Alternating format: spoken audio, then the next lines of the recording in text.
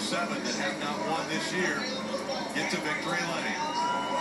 Allmendinger on the outside. Michael McDowell on the inside. Back to racing here in the final stage in Atlanta.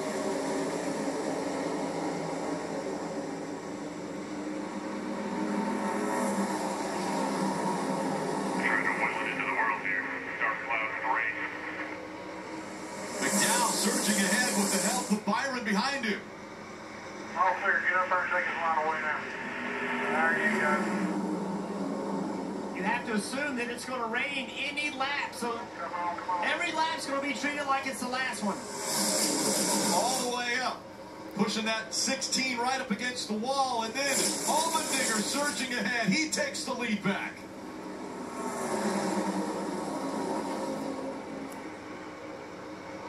Where do you go if you're Bowman? Do you go to the bottom? Do you go to the top? What line's coming from behind? Here comes the 34. Looking to the inside. He's got to run. What a comeback for him with the damage they have on that right front. Anyway, Byron side by side now for second. Back a little help. Yep. Suarez is coming up behind Byron. Big run. Big run. The 24 to the outside. You just heard block the bottom, so Byron's going up high. I think Suarez goes with him. Down the back straightaway, that's going to clear the 24. Suarez getting help as well from the 38, but the 34, McDowell right there to keep the 16 battling. Look at the 43 back there jumping to the top of the racetrack. Big run out. Truex. That out of bounds line. I think last time I'm going to say Truex. I'm going to hear it a Look lot. at the 18, or the 8, I'm sorry. Yeah, I'm going to say look at the Kyle 8. Busch, get a little bit of help from the 43 out there. Eric Jones, big run down the front straightaway. Raindrops are falling. If the rain stays long enough, Busch making the move. Yep, went to the middle, hangs out Gilliland. He clears.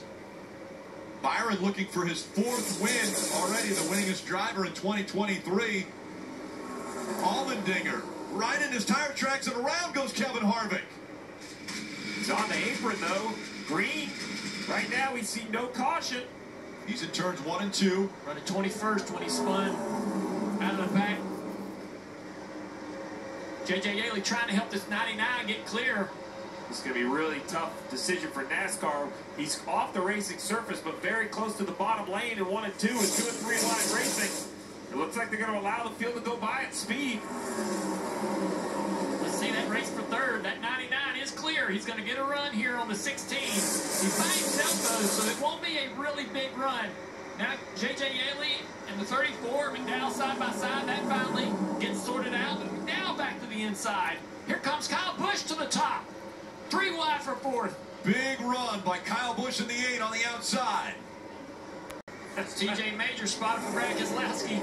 He sounded like an auctioneer all night long trying to keep that car out. Harvick is stopped almost. Suarez to the high side. Suarez trying to take that 2nd spot away. He's going to get a little bit of a help.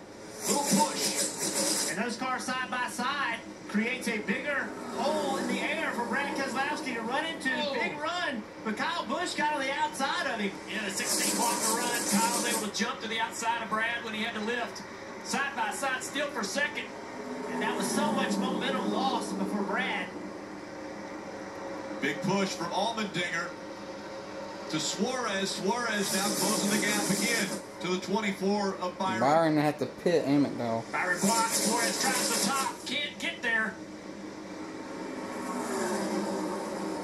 Earlier, caution is what NASCAR is always worried about. They want to make sure that they would never put these cars out on the track in a non-cautious situation. Well, the problem for McDowell is he really wants a lightning strike that will instantly stop the cars on pit road, because in light rain, NASCAR has shown that they'll keep the cars out there, keep the temperature on the racetrack. To your point, Rick, not if it gets too heavy, but, you know, we're looking at the fuel burn on this 34. He has to be down to basically nothing in this car. Steve, I like NASCAR not. Historic run here in the first win for Kevin Harvick back in 2001 after Dale Earnhardt passed at Daytona. And the action started very quickly. Harrison Burton, the 21, just gets free, spins down the backstretch. You see right here, does a great job not hitting anything too significant, but with the flat tires did lose some laps. Tyler Reddick, perhaps the save of the day. Big wiggle on the front straightaway. Blaney winning stage 1. Truex had a little trouble on pit road. He would recover and drive back up through the field, but turned around. Pit road issues were more than just contact. Pit penalties galore. The 25 of William Byron had a penalty. About 24. All the way to the back, gave up some track position. He was up front when this occurred.